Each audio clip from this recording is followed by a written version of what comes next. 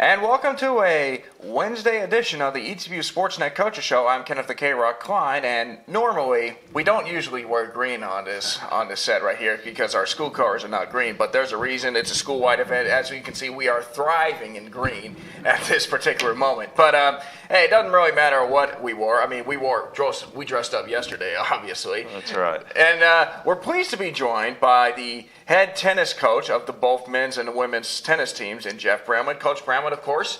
Normally, we usually see you with notes. Obviously, what's the occasion here? Did you just leave them behind? Y'all are in troubles. I'm just going off memory on whatever y'all are going to ask me on the question. So. All right, well, Coach, we're putting you on the spot here. So, all right, Coach. So last week you had your match against Laterno. The women's team came away with a win. The men's team, unfortunately, not so much. But just talk about, if you can recall at your best memory, what you may remember from that match, if things that stood out to you in that. I forgot. I knew we were in trouble. Yeah, no, the men's match, that's definitely one we'd like to forget. You know, it's not one of our better performances. I talked to the guys about it, and that's exactly what we talked about. We're just going to put it behind us, forget about it, and just move on. And we got Ozarks this Saturday. The girls played real well. They took care of business. Lisa got Player of the Week. They played their 32-year-old transfer student, ex-Division I player from Liberty University. It was great to have her back in the lineup. I think they won 8-0 at number 2 doubles with Tiffany, and we got the 8-1 win, and I think we only lost in a close match at number 1 doubles in the girls. So we did real good with the women, but like the men, we got off to a bad start in the doubles and just could not recover. I think Andrew was our only win in the singles out there. He did a good job in the men's singles.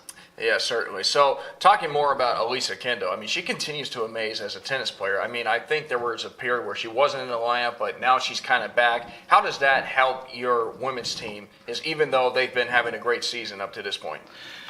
She's missed a month, and that's amazing that she could still come back and play at that level and still have the conditioning that she had to get that type of win like she did. I mean, she did not even look tired.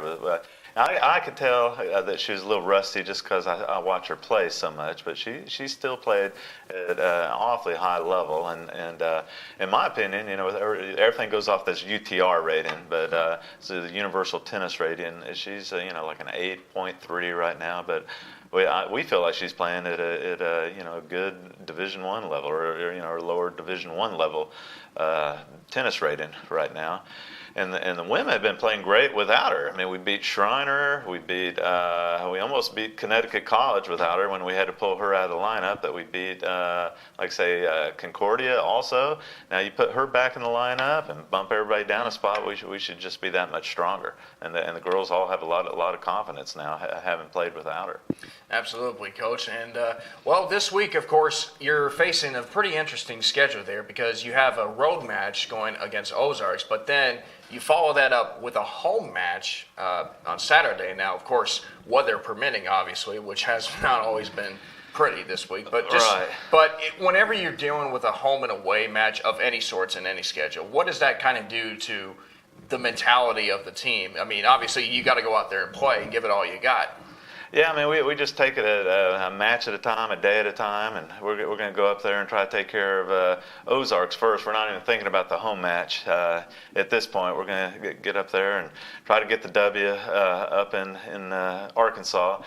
And then you just try to get everybody rested, get ice on the injuries, get everybody fed, get on the bus, try to get everybody back home and in bed, and get up and get breakfast, try to get warmed up, and then start thinking about the home match. And of course, all bets are off right now because of the weather, like it has been all spring. But I think we've literally only been rained out of one match. That just happened to be Austin College when our women were actually up 3-0 in that one, and I think winning every singles match on the court to potentially beat a top 10 regional team. And that'd be the only match that we were rained out of. If we're losing the match, I don't mind getting rained out of. It's the matches that we're winning I don't want to get rained out of. But we've had several matches where it was supposed to rain this year and it did not rain. So we're hoping maybe that's the case. We'll look at the weather again tomorrow, but that's just the nature of the beast. until they get us some indoor courts built here, I guess. They should get an indoor courts. I mean, they probably should get everything domed up these days. But, I'm with you. Yeah, so obviously, I think looking at the schedule, your next match with, assuming you do play on Saturday, it would also be your senior day matchup, of course. So, for both of your teams, just talk about the seniors on the squad and how much of an impact they've given. They've continued to contribute to both tennis programs, which has continued to see some incredible success in recent years. Oh yeah, I mean, we're still going to do senior day, even if it rains. We'll probably go get the banquet room over there at Jose Tequila's, just like we did for our ring ceremony, and meet over there at 1 o'clock to have some fajitas. But gosh, just much respect and adulation to that group of seniors. I mean, they've been, gosh, I'll probably get teary-eyed when I have to say goodbye to this group. I mean, several of those girls were, part of that ASC championship team, and I forget what we were nationally ranked. I think 32nd in the country, and top 7 in the region, and the men, Reed and Ty, have been a part of that team that was regionally ranked for the first time in men's tennis history. It's just been such a fun group, and they all got strong faith, and they get the job done in the classroom also, and just a group that I look forward to seeing every day in practice. I can't say enough nice things about them. I'm really going to sorely miss them. It's going to be hard to say goodbye to that group for sure.